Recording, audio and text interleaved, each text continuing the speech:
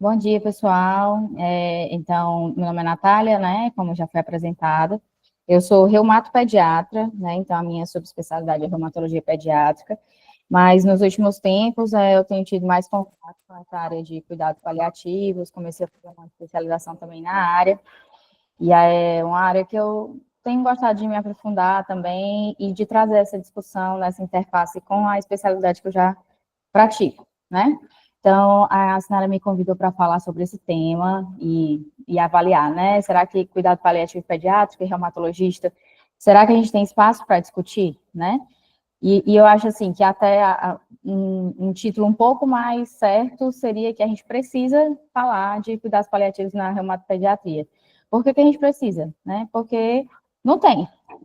Não tem ninguém falando, né? Então a gente precisa levantar essa discussão, né? Quando a gente vai fazer qualquer pesquisa de revisão bibliográfica, né, a gente acha pouquíssimos resultados, os resultados mesmo que tem, né? Quando vem 6, assim, às vezes é um ou é dois mesmo que falam algo relacionado, muito no sentido de manejo de sintoma, né? Quando a gente tira aqui a parte pediátrica da coisa, até aumenta um pouquinho mais os resultados, mas ainda assim, né, esse tanto de resultado aqui são, vamos dizer assim, uns 10 artigos que realmente falam de cuidados paliativos em doenças reumáticas, né, então ainda é uma área muito pouco explorada do ponto de vista, assim, de material científico, né. Mas uma coisa que se conversa muito nas doenças reumáticas é sobre qualidade de vida, né? Então, quando a gente bota lá doenças reumáticas na pediatria e qualidade de vida, aparece um bocado de coisa. Porque realmente, dentro da reumatopediatria, quando a gente fala assim do. Vocês estão escutando? Nath, deixa eu só te dizer uma coisa, porque saiu do modo apresentação. Aí eu tô com a sensação de que tu passou o slide e a gente que não viu. Isso, passei mesmo. Pois deixa Pois é. eu. Olha, ele nem tá como É, interrompido. tira do. Vou botar de novo. Tá.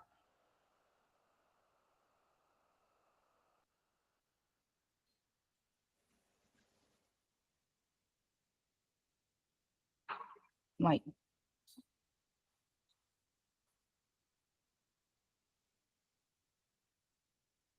Apareceu? Ele tá modo visualização do PowerPoint. Mas assim, tá aparecendo a aula ou não? Agora. A aula tá aparecendo, mas ela não tá no modo apresentação. Aí, às vezes, isso é.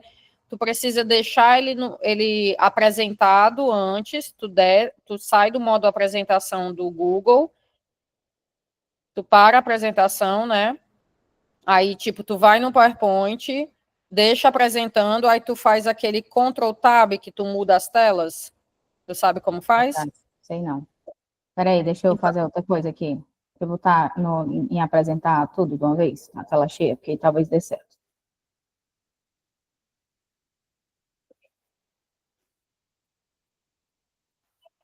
Agora tá aparecendo? perfeito. Pronto. Então, o que eu estava falando? Que quando a gente vem aqui para a qualidade de vida, né, aí a gente já tem mais resultados, né? Isso porque no tipo de publicação que costuma sair sobre reumatologia pediátrica, ainda é publicação muito voltada para terapias modificadoras de doença. E acaba sendo um alvo terapêutico a melhora da qualidade de vida, né? Sempre quando aparece um remédio novo e tudo mais, né? O pessoal quer ver se isso faz diferença ou não na qualidade de vida. E também porque a gente sabe que as doenças reumáticas, elas têm um impacto muito importante na qualidade de vida dos pacientes, né? Que tem esses diagnósticos. Apesar de, como eu vou falar para vocês um pouquinho mais na frente, não haver uma mortalidade tão grande na faixa etária pediátrica, mas o impacto de qualidade de vida nesses pacientes, ele é muito importante. E aí eu achei esse estudo aqui, que eu achei interessante, né, porque ele fala justamente do que a gente vai conversar hoje, que eu acho que existe ainda uma falta de lembrar, né, de cuidados paliativos dentro das doenças reumáticas. Esse daqui é um estudo que foi feito com pacientes adultos, né, não é de criança, mas nesse estudo aqui, eles fizeram uma avaliação retrospectiva de 18.441 pacientes reumáticos que foram atendidos ambulatorialmente ao longo de 5 anos, né, só 11 desses pacientes eles foram referenciados para o serviço de cuidados paliativos, né? Então, ao longo desses 5 anos, desses 18 mil pacientes, 11 só foram referenciados. Mas aí, quando eles foram ver, dos pacientes que ficaram internados ao longo de um ano e foram vistos pela Reumato, né, de 527 pacientes, 14 desses pacientes, eles também foram vistos pela equipe de cuidados paliativos. Então, tem um gap muito grande, né, assim, de, tipo, ao longo de 5 anos, só 11 aqui dos pacientes reumáticos tinham sido encaminhados, mas quando você vai ver na internação, dentro de um ano, 14 pacientes já têm, né, essa interseção com a equipe de cuidados paliativos. Então, assim, realmente, os reumatologistas, eles não estão referenciando, né, os pacientes para os serviços de cuidados paliativos, mesmo, aparentemente, né, aqueles que têm indicação, né? Então, por que será que isso não está acontecendo? Aí essa conta fica meio esquisita, né? Então, cadê essa galera aí que não está sendo encaminhada? Então, vou só falar aqui de alguns conceitos rapidamente. Eu sei que a maioria que está atendendo aqui, que está assistindo aqui, já tem familiaridade com esses conceitos, mas como eu convidei também alguns colegas da minha especialidade para assistirem, eu vou falar rapidinho esses conceitos aqui para eles, para tentar fazer sentido um pouco do que a gente vai conversar hoje, certo? Então, o conceito de cuidado paliativo mais recente, né, que são cuidados holísticos, ativos de indivíduos em todas as idades, com sérios sofrimentos relacionados à saúde, devido a doenças graves, especialmente aqueles que estão perto do fim de vida. Tem como objetivo melhorar a qualidade de vida dos pacientes, seus familiares e seus cuidadores, né? Então, todas as pessoas que têm algum tipo de agravo relacionado à saúde mais grave, com algum impacto importante na qualidade de vida, ela merece, né, algum tipo de cuidado paliativo, né? E aqui ele coloca que é especialmente para aqueles no fim de vida, mas não necessariamente só para os pacientes no final da vida, certo? Alguns conceitos mais específicos, né? Então, a gente envolve nos cuidados paliativos prevenção, identificação precoce, avaliação e manuseio de sintomas físicos, sofrimento psicológico, espiritual e necessidades sociais. Então, isso é um diferencial do que a gente costuma ter o hábito de fazer na nossa prática diária, que é muito mais voltado para a questão dos sintomas físicos, né? O suporte para ajudar os pacientes a viver de maneira mais plena possível até a morte, comunicação efetiva, ajudando a família a determinar os objetivos do cuidado. Então, comunicação é um negócio que é muito falado nos cuidados paliativos, que muitas vezes a gente falha um pouco, né, na prática, fora desse âmbito de cuidados paliativos. Eles são aplicáveis durante todo o curso da doença, eles devem ser oferecidos em conjunto com as terapias modificadoras, né, então eles não são excludentes da terapia modificadora. Pode influenciar de maneira positiva no curso da doença, não antecipam nem postergam a morte, mas reafirmam a vida e reconhecem a morte como um processo natural, né? Acho que essa frase aqui, ela ela sintetiza bem o que é cuidados paliativos, né, de forma geral, uma frase que eu gosto muito. Oferece o suporte para a família e para a equipe durante a doença e durante o luto, reconhece e respeita os valores culturais, as crenças do paciente e da família, e podem ser aplicáveis em todos os níveis e locais de cuidado.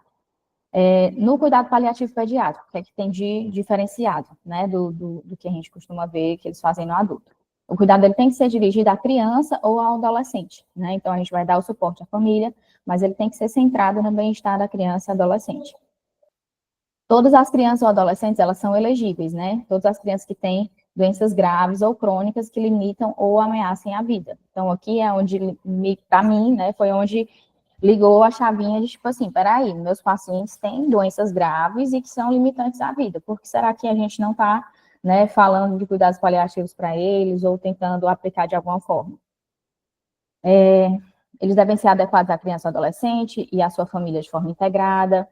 A participação dos pacientes e familiares na tomada de decisão é obrigatória, então aqui entra aquela história da comunicação, né, estar aberto e tudo.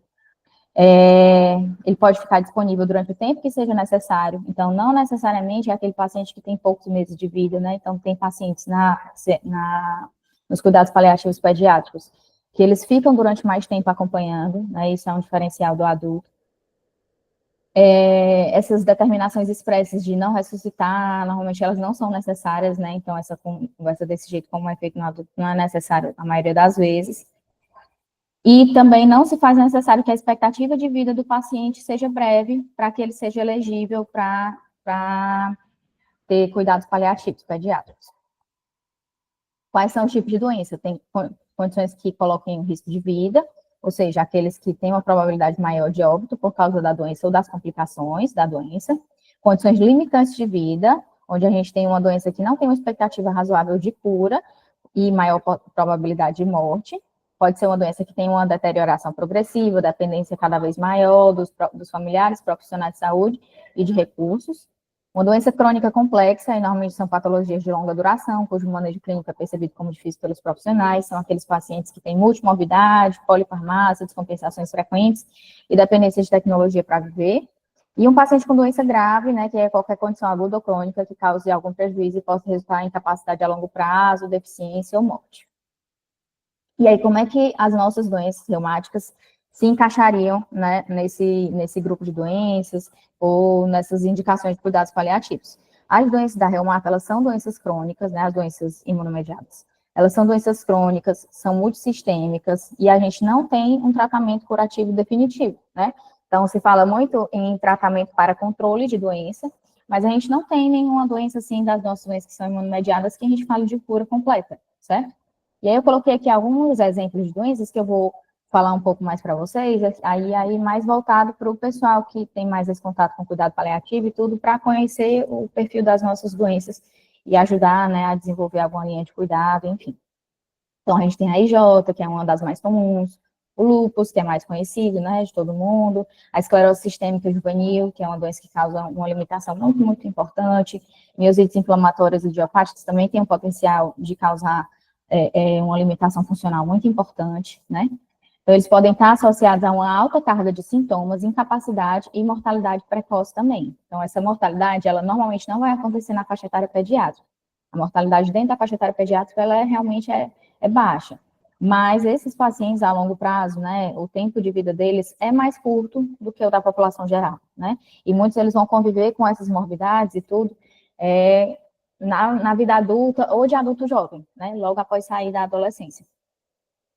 E aí, sim, algumas diretrizes de tratamento de condições crônicas semelhantes, né, por exemplo, doença inflamatória intestinal, cardiopatias, né, enfim, que limitam a vida e tudo mais, elas já recomendam a avaliação de cuidados paliativos no momento do diagnóstico. Então, por que será que a gente não faz isso, né, nesse grupo de doenças? Será que é porque não tem indicação? Será que a gente está deixando de fazer um cuidado que é necessário mesmo? Então, aqui a gente tem aqui os grupos de doenças, né, que esse aqui é bem conhecido já do pessoal de cuidado paliativo, pediátrico. Tem um grupo de doenças aqui que podem se beneficiar, né? Aí você vê que quando ele detalha aqui, não tem nenhum aqui que seja mais ou menos parecido com nenhuma doença da reumato. Mas, se a gente for ver, né, esses 3 primeiros grupos aqui, a gente podia muito bem encaixar algumas doenças nossas, né?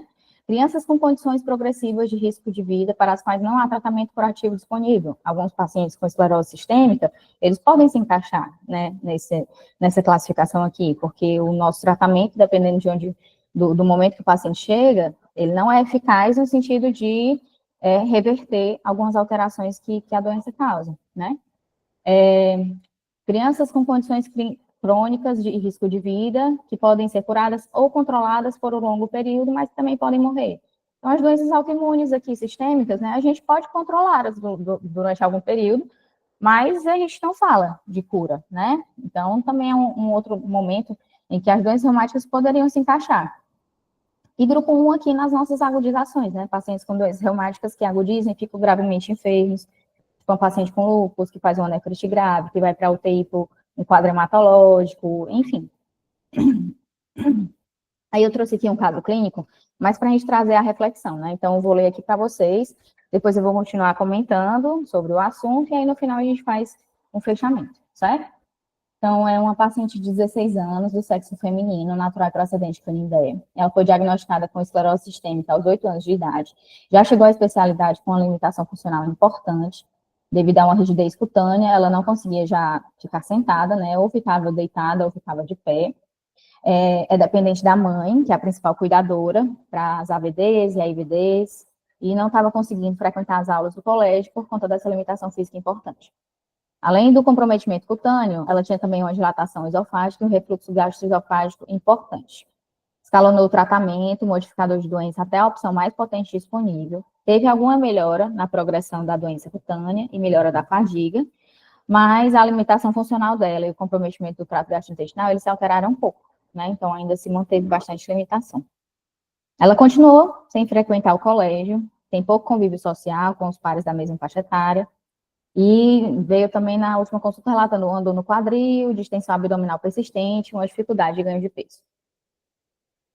Então, qual é o perfil dos nossos pacientes, né, que a gente atende na Reumatoped? A maioria dos pacientes da gente, eles são pacientes maiores, né, de crianças maiorzinhas e adolescentes, né? Então, são pacientes que eles já têm algum entendimento sobre o que está acontecendo, eles já sentem mais o impacto do diagnóstico da mudança da rotina, né, por causa da doença. Então, eles questionam sobre a doença dele, muitos são capazes de entender o que está acontecendo, as limitações, né? Eles podem ficar mais ansiosos e preocupados, principalmente aqueles pacientes que ficam internados por longos períodos, né? Eles sempre ficam com aquele medo de internar de novo, né? De novas pioras recidivas. E na adolescência, alguns pacientes, eles têm também essa questão da piora da adesão ao tratamento, porque muitas vezes por questões sociais mesmo, né? Tem vergonha do diagnóstico, tem vergonha de tomar os medicamentos na frente de outras pessoas, que eles querem, no final dos contos, ser igual aos colegas, serem crianças normais, né, terem atividades normais de adolescente, né, participar das quadrilhas, ir para as festas, né, poder ir para uma praia e tudo mais, e muitas coisas dessas, elas são limitadas quando se tem um diagnóstico de uma doença mais grave, reumática. Raramente a gente vai ter uso de dispositivos, certo? Então, diferente de outras condições crônicas, né, complexas, aqui a gente não tem muito gastrotomia, tracostomia, né, não tem tanto essa necessidade. A mortalidade, como eu já falei, dentro da faixa etária pediátrica é baixa, mas ao longo da vida, né, na vida adulta é uma mortalidade maior do que da população geral e é uma vida mais abreviada. O impacto social e financeiro, ele é bem importante, certo? Na vida desses pacientes. Começa a ter muita consulta, retornos frequentes, exames, né, que eles têm que ficar fazendo. Às vezes tem exame que eles têm que pagar para fazer particular, tratamentos avançados. Então, mesmo um paciente, quando ele está bem, às vezes ele está bem à custa de um tratamento que ele fica vindo fazer a cada 2 semanas aqui no hospital, né? Então, é dia que ele perde colégio, é dia que ele faz um transporte, né, do interior para cá, às vezes é um transporte pago, quando não consegue o carro da prefeitura, né? Então, é um impacto muito importante para eles. Também pode ter impacto no crescimento e desenvolvimento pela própria atividade de doença inflamatória ou, às vezes, pelo tratamento, né, da questão do uso do corticoide e tudo mais. E eles são pacientes que são muito dependentes do serviço de referência para o cuidado, né? Então, são aqueles pacientes que o pessoal tem medo de mexer, né? Por exemplo, está no interior, fica gripado, às vezes a pessoa que está fazendo assistência lá no interior não tem coragem, assim, de passar um sintomático para a gripe, né? Então, são pacientes que eles têm muita dependência do serviço de referência para o cuidado. Eu vou falar um pouquinho agora de cada uma daquelas doenças que eu exemplifiquei para vocês, certo? Só para vocês terem um pouquinho mais de afinidade e entenderem mais o contexto das nossas doenças na reumato. Então, a EJ, ela é uma das doenças mais comuns nossa, né? Ela causa artrite crônica em um número variado de articulações, pode comprometer outros órgãos, então pode comprometer o olho, fazendo uveíte, e aí pode ser uma causa de cegueira adquirida, né? Então, potencial causa de deficiência. Doença intersticial pulmonar também pode acontecer, mas é bem mais raro. Ela tem uma mortalidade baixa, mas tem uma morbidade alta. Então, a maior parte dos pacientes, eles vão ter, a maior parte não, mas grande parte dos pacientes, eles vão ter uma doença persistente ou recorrente ao longo da vida. Então, é uma carga de sintomas bem grande ao longo da vida. A gente já tem várias novas opções terapêuticas, mas as novas opções, elas melhoram a qualidade de vida quando a gente fala muito em dor e função física, né, ou seja, os sintomas mais físicos mesmo, mas eles não melhoram a parte de socialização e bem-estar emocional da qualidade de vida, né? Então, isso são coisas que a gente precisa ter realmente outros tipos de armas para poder cuidar. A doença inativa, ela também não garante uma boa qualidade de vida, né? Então, mesmo aquele paciente que está sem artrite, que está com os exames laboratoriais todos normais, ainda assim, ele não tem uma qualidade de vida semelhante à dos pacientes que não têm nenhuma doença.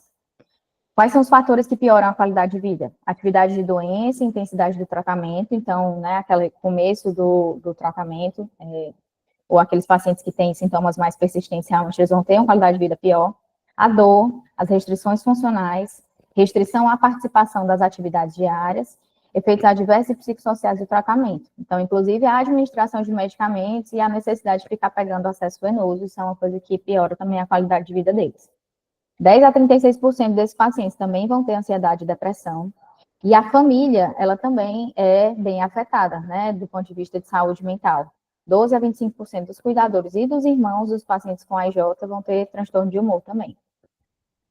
O lúpus é uma doença mais conhecida nossa, como uma doença que é potencialmente grave, né, que eu acho que a maioria das pessoas já associa um pouco, né, o lúpus pediátrico com uma doença que pode ser mais grave. Ela pode levar a manifestações graves renais, neurológicas, hematológicas, cardiorrespiratórias. Realmente aqui é uma das que pode ter uma taxa de mortalidade maior, apesar também de não ser altíssima, mas é uma mortalidade 3 a 5 vezes maior do que a população geral. E quando o lúpus se inicia na infância, ele está associado a um pior prognóstico ao longo da vida, certo? Do ponto de vista, assim, de dano cumulativo. É uma doença que causa uma alta morbidade, então 1/3 dos pacientes vão ter algum tipo de dano irreversível, aí pode ser doença renal crônica, osteoporose, alterações cognitivas, transtorno de humor, alteração no desenvolvimento sexual ou na saúde reprodutiva, né? Esses pacientes, eles podem ter um risco de suicídio maior também, principalmente os pacientes que têm lúpus neuropsiquiátrico, e aí a qualidade de vida, ela vai melhorando com o controle da doença, mas mesmo com a doença totalmente controlada, ela ainda se mantém abaixo do que a gente vê na população geral, que não tem doença. As miopatias inflamatórias juvenis, elas são um grupo de doenças, que são doenças raras e que causam inflamação imunomediada nos músculos. Aí leva à fraqueza proximal, pode ou não ter manifestações cutâneas. Aí eu coloquei aqui um nome de doença, que é caso, né, vocês se cruzem com o nome dessas doenças em algum encaminhamento para o cuidado paliativo e tudo, vocês saibam mais ou menos do que se trata. Então, a dermatomiosite juvenil, polimiosite juvenil, miopatia necrotizante imunomediada, síndrome de sintetase e as síndromes de sobreposição, que é quando a gente tem duas doenças autoimunes juntas, certo? Ela tem um curso variável, então é uma doença que não é muito previsível assim que a gente dá o diagnóstico, certo? Então, tem paciente que vai ter um quadro mais leve, super responsivo ao tratamento, vai melhorar logo e atingir remissão, mas tem outros pacientes que eles cursam com sintomas refratários, com uma limitação funcional mais persistente, né, ou uma doença mais recidivante. São pacientes que, de forma geral, eles necessitam de um tempo maior de corticoterapia, certo? Então, isso leva também a um maior dano cumulativo. Eles podem ficar com sequelas musculares, então, mesmo depois que a gente trata a inflamação, ainda pode ficar alguma fraqueza residual, e isso causa impacto na funcionalidade do paciente. E a gente também pode ter dano visceral, do trato gastrointestinal, do coração, do pulmão, né? Que pode ou não ser reversível, né? Mas pode deixar também sequela importante. Aqui, esse raio-x é de um paciente nosso do ambulatório, eu coloquei para exemplificar um tipo de sequela que a gente tem também, que é a calcinose, né? Que é o depósito de cálcio aqui, né, na região subcutânea, ao redor dos músculos, né? Isso daqui causa uma morbidade muito importante para o paciente, porque é doloroso, causa limitação funcional, às vezes infecta, né? E é uma complicação que não é muito reversível. Então, quando o paciente desenvolve isso daqui, necessita de um cuidado maior, de manejo de sintomas, de dor. E aí a doença como um todo, né, ela leva a um impacto muito importante na qualidade de vida também, certo? E aí a esclerose sistêmica também é uma doença rara, né, ela é autoimune, e causa um espessamento cutâneo, vasculopatia e alterações de trato gastrointestinal e cardiopulmonar. O tratamento que a gente tem disponível atualmente, né, ele é pouco eficaz no controle dessas manifestações, né? Então, muitas vezes o que a gente consegue é estacionar a doença, mas a melhora mesmo dos sintomas, ela é discreta, né? Então, é uma doença que tem um potencial muito importante de progressão, principalmente quando a gente tem o comprometimento do trato gastrointestinal, que é um tipo de manifestação para a qual a gente ainda não tem nenhum tratamento modificador de doença mesmo eficaz, né? As outras coisas que a gente usa, eles melhoram pele, pode melhorar pulmão, mas a parte do trato gastrointestinal ainda não tem tratamento eficaz disponível. Então, é uma doença que causa altíssima morbidade, né? Mais de 2/3 desses pacientes, eles vão ter um comprometimento em mais de 3 órgãos ou sistemas. Tem as manifestações que pioram mais a qualidade de vida são justamente o trato gastrointestinal, que é o que a gente não tem muito medicamento modificador de doença, o pulmonar é muito limitante e o articular.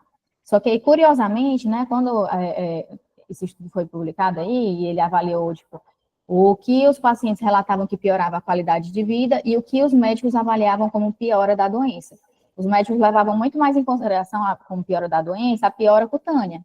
Mas a piora cutânea para os pacientes não era aquilo que estava afetando mais a qualidade de vida deles, sim essas outras manifestações, trato gastrointestinal, pulmonar e articular. Então, até o próprio tratamento modificador de doença, ele está mais focado em uma manifestação que talvez não seja mais impactante para o paciente, né? E aí o impacto funcional, a frequência de algum grau de limitação funcional ao diagnóstico já, eles são maiores do que nas outras doenças reumáticas, certo? Então, nesses pacientes, são os pacientes que realmente apresentam mais limitação funcional e mais precocemente. E aí, assim, a gente não tem nenhum trabalho falando experiência de cuidados paliativos em crianças com doenças reumáticas e tudo mais, especificamente não tem, assim, né? Mas aí tem esse trabalho aqui, que foi, o que eles fizeram? Eles não chamaram de cuidados paliativos, mas vocês vão ver aqui que algumas ações que eles tiveram foram ações mais ou menos paliativas, né? Então, foi um grupo francês aí, que tem esse grupo aqui de suporte aos pacientes com doenças reumáticas imunomediadas, né, pediátricas. Então, é uma rede de apoio que aí é composta por enfermeira, por médico, por uma secretária, mas é mais os enfermeiros, assim, que fazem as ações. Como é que funciona? Tem esse grupo lá, e aí quando o paciente, ele tem um diagnóstico de doença reumática mais grave, né, uma doença imunomediada mais grave, e o médico assistente considera que ele é socialmente vulnerável ou está com dificuldades na inclusão escolar, ele encaminha para ser acompanhado por esse grupo, RESRIP. Aí o que é que esse grupo faz? A enfermeira entra em contato e avalia a necessidade do paciente, vê o que é que ele está precisando do ponto de vista psicossocial e paramédico, que eles chamam, né? Paramédico é tipo equipe multi, né? O que é que eles estão precisando de equipe multi e de amparo social. E aí, de acordo com o que ela identifica que há necessidade do paciente, ela faz os encaminhamentos, tudo de acordo com o médico assistente, né? Ela checa lá com o reumato, se tiver tudo beleza, ela faz o encaminhamento. E aí, esses encaminhamentos que ela faz, o que foi, né? Então, adaptações escolares, tanto para assistir a aula como para participar de esportes, né? Outros profissionais da saúde que a pessoa precise. Então, às vezes, só um pediatra geral, ou um assistente social, ou uma enfermeira de home care, suporte psicológico, adaptações dietéticas, terapia ocupacional, né, para tratar os sintomas de forma não medicamentosa. E aí essas ações, eles já perceberam que teve um impacto muito positivo na qualidade de vida desses pacientes, né? Então, é um trabalho que ele fala muito de bem-estar como qualidade de vida, não menciona a palavra cuidados paliativos em nenhum momento, mas você vê que tem umas coisinhas aqui que são muito do que o cuidado paliativo fala, né? Que é da gente tratar e melhorar a qualidade de vida dos pacientes, certo? E o que eles identificaram que são os principais fatores, assim, de piora do bem-estar, né, da qualidade de vida do paciente, é dor crônica, os problemas psicológicos e limitação funcional, né? Que aí são coisas que, às vezes, realmente a gente, como sozinho na especialidade, na reumatologia pediátrica, a gente não consegue tratar adequadamente mesmo. Aí aqui é um relato que eu achei na internet, que às vezes o que eu reflito, né, fazendo essas avaliações dos pacientes, que será que ele precisa de cuidado paliativo ou não? Será que eu devo encaminhar para o ambulatório? Porque vai ser uma consulta a mais, né? Se o paciente é do interior, vai ser uma viagem a mais. Que será que isso vai acrescentar, né, de benefício para o meu paciente, né? Então, esse relato dessa adolescente aqui, ela ajuda a gente a entender um pouquinho, né, do que é os cuidados paliativos pediátricos. Eu vou ler aqui para ela o trechinho que eu tirei para vocês entenderem. Então, ela fala: acompanho com um médico pediátrico de cuidados paliativos há cerca de 3 anos. O trabalho deles é me ajudar a me sentir o mais confortável possível e apoiar a mim e a minha família em tudo. Uma das maneiras pelas quais eles me ajudaram é no controle da dor. Por causa deles, ainda sou capaz de fazer algumas coisas que amo, sem ser dominada pela dor. Os cuidados paliativos também me ajudam a me sentir eu mesma e a fazer as coisas que são importantes para mim. Eles me deixam tomar decisões sobre os meus próprios cuidados, o que me faz sentir no controle. Por exemplo, recentemente eu estava ficando cansada demais para tomar banho todos os dias, mas me senti mal por isso. Meus pais não tinham certeza do que fazer, mas a equipe os ajudou a decidir que os banhos de esponja são ok. Isso me fez uma grande diferença em como me sentir, mais relaxada e compreendida, né? Então, é esse tipo de cuidado que, às vezes, no dia a dia, sozinha na especialidade, né, aquela que é muito voltada para o tratamento modificador de doença, a gente acaba não tendo esse tipo de olhar, né? Então, o cuidado paliativo, ele vem como complementar para uma ajuda a mais para a gente melhorar a qualidade de vida dos pacientes que têm doenças graves. Então, como é que a gente poderia aplicar, né? E é isso daqui eu tirei, assim, da minha cabeça, do meu entendimento, né, do que eu já li sobre e do que a gente tem como vivência dentro da especialidade, né? Então, os cuidados paliativos iniciais, que é isso daqui que eu vou falar para vocês, eles devem ser feitos para todos os pacientes. E eles não precisa ser feito pelos especialistas em cuidados paliativos, certo? Então, isso deve ser feito pelo próprio reumatopediatra, o especialista que atende aquele paciente no ambulatório ou no consultório.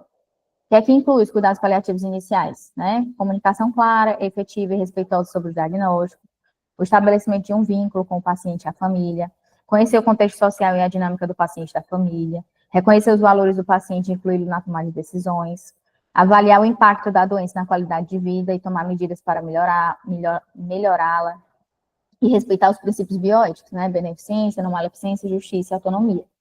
E aqui é só alguns listando, tipo assim, os impactos, né, que acontecem nos pacientes que são adolescentes e adultos jovens, né, que têm doenças crônicas, né? Então, o que é que pode afetar? Self-estima, autoestima, imagem corporal, emoções, confiança na saúde, a carreira, o status financeiro, a dinâmica familiar, planos futuros, fertilidades, relação com pares, né? Então, tudo isso pode ser afetado com o diagnóstico de uma doença crônica, né? De uma doença autoimune, no nosso caso, né? Uma doença mais grave. Então, são coisas que a gente precisa prestar atenção na hora da nossa avaliação com o paciente, né? E assim, não precisaria a gente encaminhar para um serviço de cuidados paliativos especializados para a gente tentar prestar atenção nisso. A gente pode tentar avaliar, identificar se tem alguma dessas coisas que está trazendo um prejuízo maior na qualidade de vida do paciente, pode tentar manejar de alguma forma, né, no ambulatório, mas quando a gente perceber que tem alguma necessidade maior, a gente vai encaminhar, certo? Então, isso aqui, essas coisas aqui, né, quando eu leio a parte de cuidados paliativos iniciais, para mim é aquele, assim, é o bom senso que todo mundo devia estar fazendo já, né? Só que, às vezes, o bom senso, ele tem que ficar escrito em algum canto para acontecer, né? Então, é mais ou menos isso que inclui ali os cuidados paliativos iniciais. E aí, trazendo, assim, para a prática mesmo, né? Como é que a gente pode transformar isso em ações práticas, né? Ações paliativas, que eu chamei aqui. Reconhecer que as doenças reumáticas imunomediadas, né, as nossas doenças da reumata, elas são doenças limitantes, e que receber esse diagnóstico, ele configura uma má notícia, né? Então, não é uma coisa banal para o paciente, né? Às vezes a gente que está dentro da especialidade e que lida muito com esse tipo de diagnóstico e tudo, às vezes a gente fala como se fosse, né, mais um diagnóstico, alguma coisa assim do tipo, mas para o paciente é o diagnóstico que está mudando a vida dele todinho, né? Que está mudando a dinâmica dele todinho. Então, tem um certo respeito a esse tipo de comunicação, né? Então, dar a notícia em um local apropriado, de preferência, né, que preserve ali a privacidade do paciente, não ser uma coisa só na beira do leito ou no meio do corredor. Utilizar técnicas de comunicação de má notícias, garantir a compreensão das informações pela família e pelo paciente, quando for possível, né, quando for um paciente que já tenha condições de entender, certo? Reconhecer que pode existir o sofrimento além da doença física, então, uma falta nossa, eu acho, é muito reconhecer esse tipo de sofrimento, né? Então, a gente tem que identificar situações de sofrimento social, tipo isolamento do paciente, da família, alterações da dinâmica familiar, uma sobrecarga financeira, dificuldades no transporte, uma coisa muito comum, né? Emocional também, então, avaliar os transtornos de humor do paciente, do cuidador também, né? E sofrimento espiritual também pode acontecer, e não necessariamente aqui vai estar ligado à religião, alguma coisa assim do tipo, né? Mas a relação do paciente e da família com o meio, como ele está se sentindo, né? E aí, esse tipo de suporte, ele é melhor acompanhado pela equipe de cuidados paliativos, certo? Então, quando a gente identificar que tem algum tipo de sofrimento desse, já solicitar a ajuda de uma equipe multidisciplinar, né? Então, no caso de um sofrimento social, tentar ver aí um assistente social, psicólogo, né? E quando for um sofrimento mais intenso, encaminhar para a equipe especializada de cuidados paliativos. Ter atenção ao bem-estar da família, então lembrar que o diagnóstico ele muda a dinâmica da família inteira e não impacta só o paciente, ele impacta a família inteira, então presta atenção na mãe, no pai, nos irmãos, levar em consideração os valores do paciente quando a gente for traçar os objetivos de cuidado, e não apenas a ausência dos sintomas físicos, normalização de exames laboratoriais ou métricas de atividade de doença. Então, muitas vezes a gente fica muito focado, assim, né, nessas coisas objetivas, entre aspas. Se está sem sintomas, se os exames estão normais, se a métrica está reduzindo, mas a gente pode tentar focar também numa coisa que seja um desejo do paciente realizar, né? Então, sei lá, às vezes tem uma atividade que ele fazia antes do diagnóstico, que ele deixou de fazer depois do diagnóstico. Será que a gente não pode também ter como objetivo tentar retornar essa atividade para ele, né, para melhorar a qualidade de vida dele? E aí, quem é que a gente vai mandar para os cuidados paliativos especializados, né? Que aí vai ser a equipe de cuidados paliativos mesmo. Os pacientes e famílias que têm um sofrimento psicossocial intenso relacionados ao adoecimento, né? A gente vê muito sofrimento, às vezes, né, relacionado a outros contextos. Mas aí aqui a gente precisa selecionar, né, aqueles que tenham relação mesmo com o adoecimento, até porque senão não vai dar para ajudar todo mundo. Pacientes com condições complexas e necessidades de suporte para garantir acesso aos programas sociais, insumos ou terapias fora do padrão ofertado, com uma forma especial, um cadastro no BPC, né? Esses pacientes que precisam desses acessos mais relacionados no contexto do cuidado paliativo. Os pacientes com sintomas refratários, principalmente dor, né? O pessoal do cuidado paliativo, eles têm esse treinamento e ajudam bastante a gente nessa parte. Os pacientes com limitações funcionais graves e sem possibilidade terapêutica modificadora, quando o foco for o controle dos sintomas e otimizar a qualidade de vida. Então, quando a gente estiver saindo daquele foco de modificação terapêutica, de tratamento modificador. Outras condições que já são bem estabelecidas, né, paciente com DRC, CC grave, sequelas neurológicas, e eventualmente quando houver a necessidade de um planejamento de cuidados de fim de vida, que vai ser menos frequente dentro da nossa especialidade. E aí aqui eu coloquei tipo uma hierarquia sobre aquelas doenças que a gente conversou, né, o que eu acho que na prática vai ser, vamos dizer assim, dentro das doenças, quais são o perfil de pacientes que vai ter mais necessidade desse tipo de cuidado. Então, os pacientes com esclerose sistêmica provavelmente são os que vão ter mais necessidade, né, pelo perfil da doença e do que a gente tem de arsenal terapêutico até agora.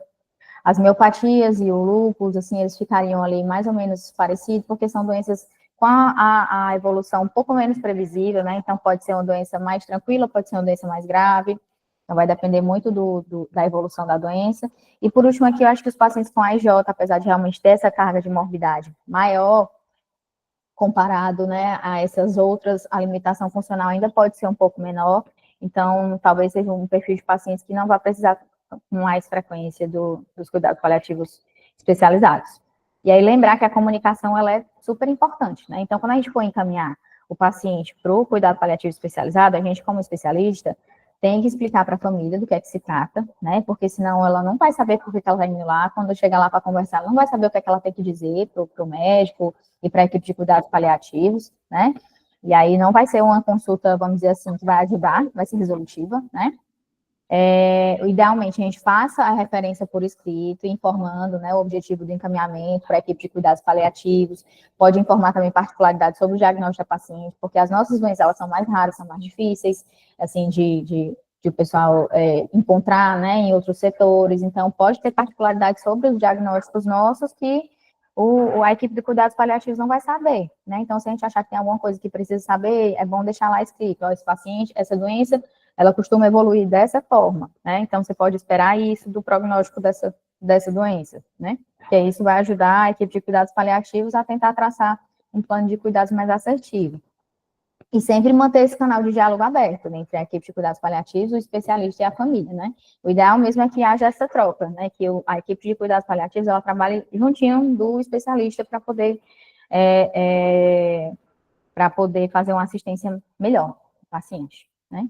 Então, só para fechar aqui o nosso caso clínico, então, a gente tinha essa paciente com esclerose sistêmica, com um diagnóstico já, né, há 8 anos, uma limitação funcional importante, dependente da mãe, que teve pouca resposta, né, com tratamento modificador de doença, continua com limitação funcional importante, e alguns sintomas aí que estão aparecendo refratários, fora a questão do sofrimento social aí, né, não está indo para o colégio, não está conseguindo conviver com outras membros da mesma faixa etária, né.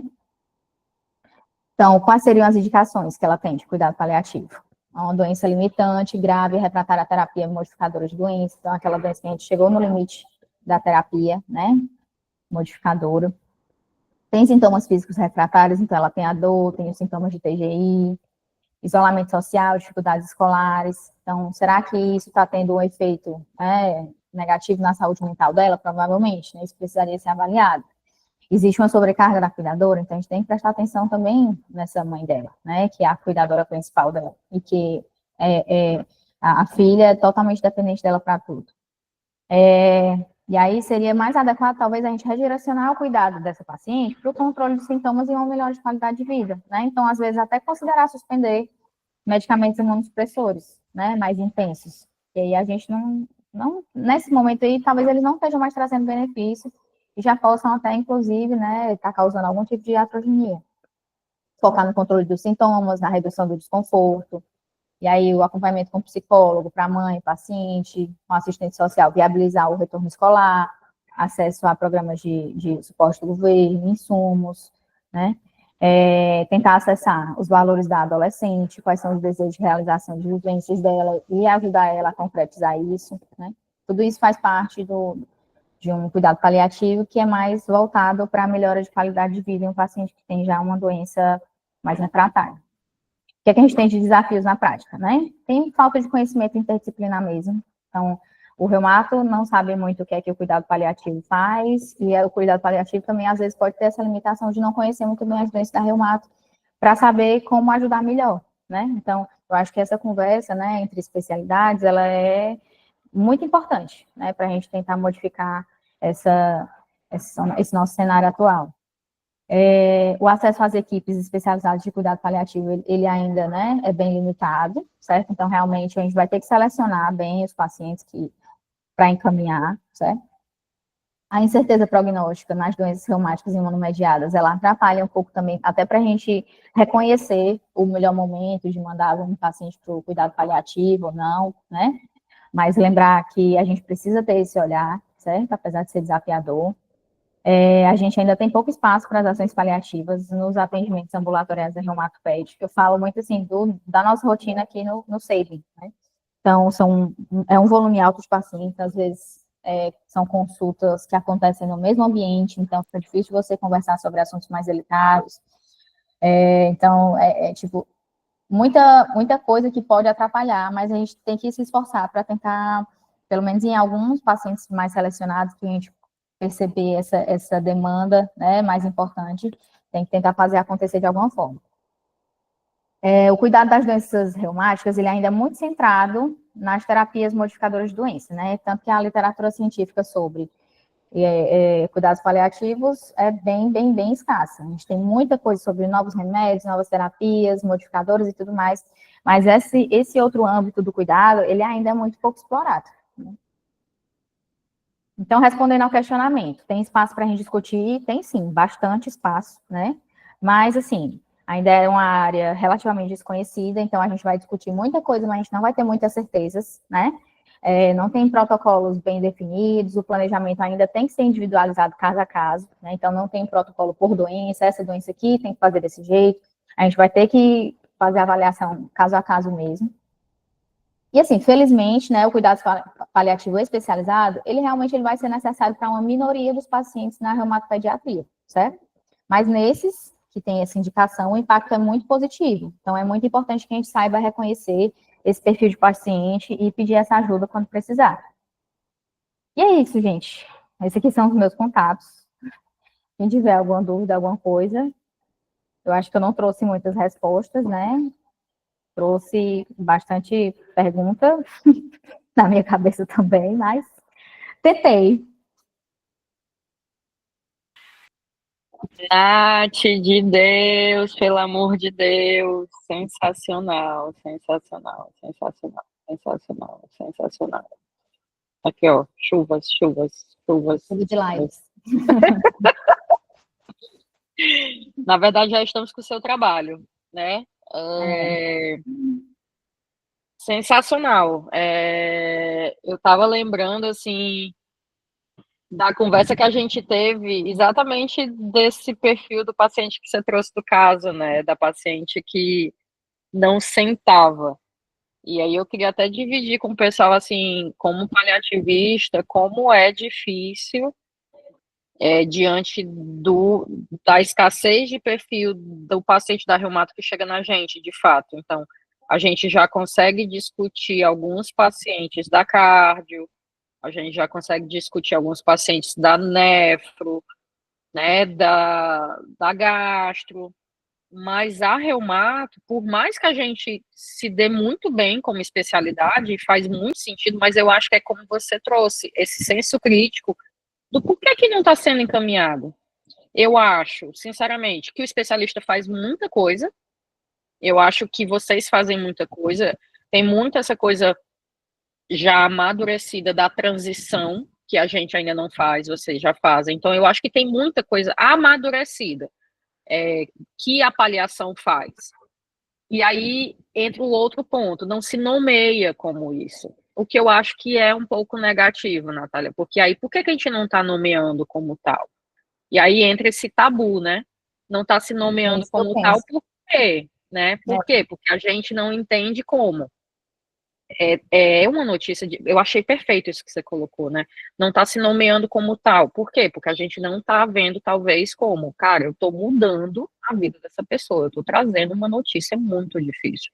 Isso aqui vai mudar a trajetória da vida dessa pessoa e dessa família. Então, se eu não nomeio, então eu não estou, de fato, trazendo todas as informações. E aí entra muito na bioética, né? Será que eu estou permitindo essa pessoa ter total autonomia para decidir certas coisas se ela não está tendo acesso a todas as informações? Então, se a gente vai de pedacinho em pedacinho, a gente vai conseguindo ter mais clareza sobre o passo a passo, mas aí entra muito o que você disse. Um especialista em uma área tão especializada, e a gente sabe que é muito difícil a gente exercer esse cuidado da forma que a gente sabe que os nossos serviços são montados, e não é só no SUS, seja uhum, no privado, na medicina suplementar, é muito complicado você fazer todas essas esferas de cuidado de alguém tão complexo, sozinho.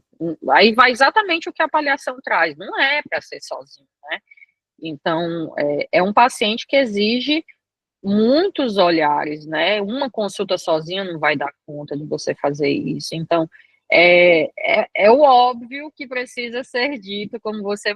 Ah, foi perfeito, assim. Então, é, eu acho que é isso que você fez muito bem. Você traz o seu olhar da especialidade para que a gente, como paliação, complemente, mas a gente tem que caminhar junto. Não é nem um lado entregar o paciente, nem o outro receber, porque é impossível também. Se eu não entender as suas terapias que trazem, como eu não conheço a doença de base, essa doença do refluxo, não vai adiantar eu querer trazer aqui e trazer a parte farmacológica e otimizar, mas, não, e eu vou intervir cirurgicamente, mas eu tenho que entender a doença de base, né? Então, assim, isso vai ter benefício, não vai ter benefício, então, na verdade, para a intervenção farmacológica, e aí o que que dá para ser feito, né? Então, assim, a gente vai ter que caminhar junto para compreender dentro da raridade daquele contexto o que farmacologicamente, não farmacologicamente, o que é tolerável e preparar essa pessoa.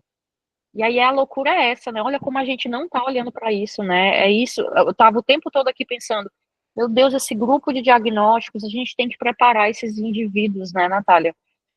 Para quem eles vão ser e quanto de sintomas a gente de fato não está controlando, né? Porque a gente talvez esteja dizendo que é para ser tolerado, porque é da doença. Foi isso que eu fiquei pensando muito, sabe? Adolescentes que a gente talvez tenha dito que uma sensação de mal-estar, uma ardência do refluxo, uma dor de quadril, o não sentar. Eu estou muito impactada com esse caso, né, que a gente conversou. Eu acho que foi um divisor de águas, sabe? E aí, esse isolamento social que vem como consequência disso, e aí essa saúde mental que vem como consequência disso, que se tornou algo tolerável do diagnóstico, né? Porque todos eles evoluem com isso, né? E aí eu acho que a paliação vem para exatamente, não, né? Existem outras formas da gente trazer conforto. Talvez eu não tire isso completamente, porque o sofrimento vai estar lá, mas eu não quero não olhar para isso, né? Eu acho que a gente vem até para a especialidade, para cuidar de vocês também, porque é muito difícil, né, vocês saberem disso e tipo, né, é assim mesmo. Não, vamos ver o que a gente também pode ajudar, né, e ajudar nessa transição. E aí eu trouxe isso para ti, né, eu acho que vocês vêm para nos ensinar como fazer a transição também. A gente tem essa coisa para aprender, né, porque vocês têm muito adolescentes, né, para transicionando para adulto, né, para que a gente aprenda também a fazer essa transição para adulto. Eu acho que a gente tem que estar muito mais perto um do outro. Isso que você trouxe, né, da pesquisa, dessa escassez de material, enfim, tem uma coisa imensa aí para a gente aprender, para a gente estudar mais, né. Eu tinha até te perguntado, né, lá no SEIB mesmo, a gente sendo um hospital de referência, quantos pacientes, mais ou menos, a gente teria, até para o pessoal saber aqui, acompanhados no ambulatório, tipo da esclerose, que você seleciona, assim, como sendo o principal. Esclerose sistêmica, eles são raros mesmo, são poucos que a gente tem atualmente.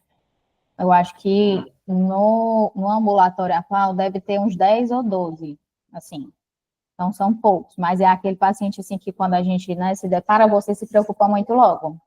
Eu, hoje em dia, né, com o conhecimento que eu tenho da trajetória da doença, eu acho que, para mim, pessoalmente falando, eu também me impacto muito quando eu dou esse diagnóstico, entendeu? Porque eu já fico pensando na trajetória que aquela Sim. família vai fazer, né? Que a paciente vai fazer, né? Eu digo a paciente porque a maioria são meninas mesmo. Mas para mim, é um diagnóstico pessoalmente impactante de fazer, porque a gente entende já a trajetória da doença com a situação atual, né? Então, são poucos que a gente tem, são uns 10 ou 12, talvez, que tenham seguido no ambulatório. De pacientes bem limitados, que eu me lembro agora, são uns 3 que a gente tem, que são bem limitados. Um tem já uma doença pulmonar mais avançada, mas, assim, incrivelmente, ele sente pouca coisa, sabe? A gente se preocupa porque sabe que ele tem já a condição pulmonar mais debilitada, mas ele vem para as consultas e não se queixa de nada, né? Eles são muito resilientes, né? Eles se adaptam. Mas eu fico pensando, né? Olha a oportunidade que a gente tem desses pacientes que a gente conhece muito, assim, de como a doença é grave e desses 3, por exemplo, que têm uma apresentação que já está mais grave, de que eles exerçam a total autonomia, de receber todas as informações possíveis para que a gente faça o plano antecipado de cuidados dele, entendeu, Natália? E sabendo que, infelizmente, a gente tem uma morbidade que vem aumentando e que a mortalidade na faixa adulta é mais elevada e que eles daqui a pouco estarão entrando nessa faixa adulta, aí, por que não traçar uma diretiva antecipada de vontade desses pacientes, se você está entendendo? Então, assim, isso não é para ser feito no momento da transição. Isso é para ser feito amadurecendo mesmo, porque não é, a próprio diagnóstico não é fácil, sabe? Então, assim, não estou dizendo que isso, você está errado, você não fez, não é isso, nem eu vou ter, tipo, isso também vai ser novo para a gente, entendeu? Mas eu digo assim, olha que bacana a gente está tendo essa oportunidade agora para estar discutindo isso, para estar, poxa, esses 3 talvez tenham que ser os pacientes que vão ensinar a gente a fazer isso, sabe? E que bom que a gente está discutindo sobre isso, porque eles têm direito de receberem a oportunidade, porque eles têm direito a isso, na verdade, né? De receber todas as informações, da gente poder se preparar. Porque será que eles só precisam ser cuidados em leitos de terapia intensiva se evoluírem com uma gravidade respiratória, já que a parte mais grave é respiratória, sabe? Talvez em alguns contextos, sim, se for quadro X e Y,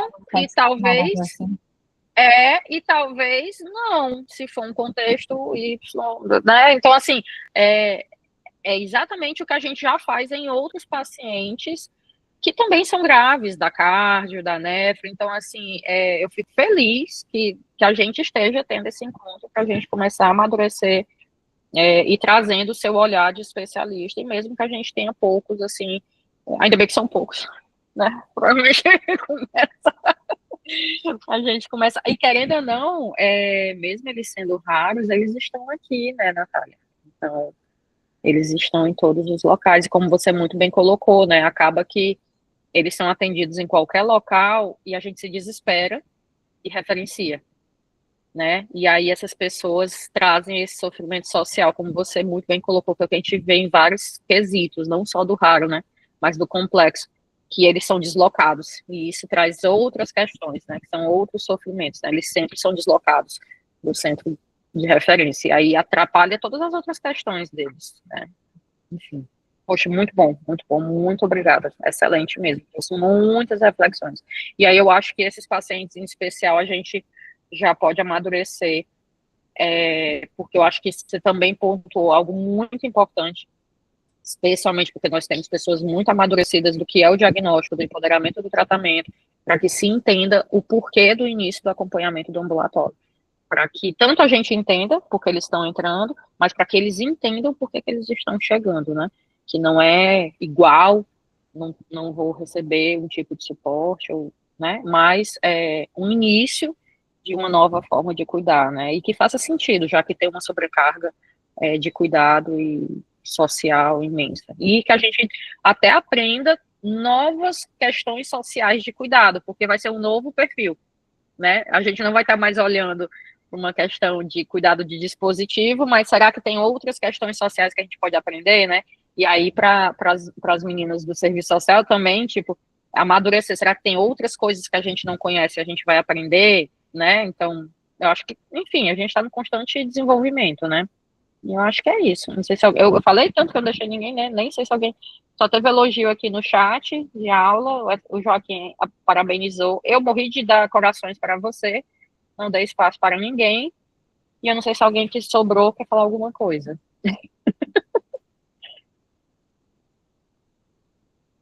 Mas acho que é isso, Nath. Nossa,